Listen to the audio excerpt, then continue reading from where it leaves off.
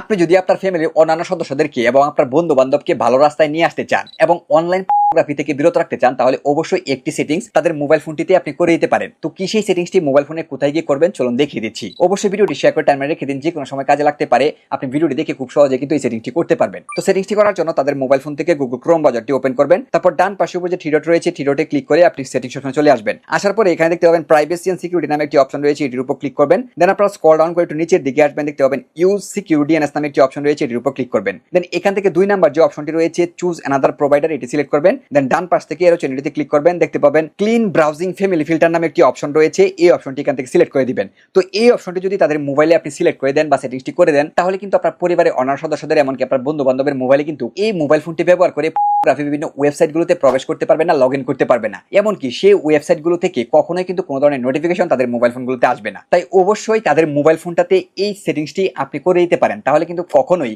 এই ওয়েবসাইটগুলো থেকে কোনো ধরনের নোটিফিকেশন তাদের মোবাইলে আসবে না এবং তারাও কিন্তু প্রবেশ করতে পারবে না। ধন্যবাদ।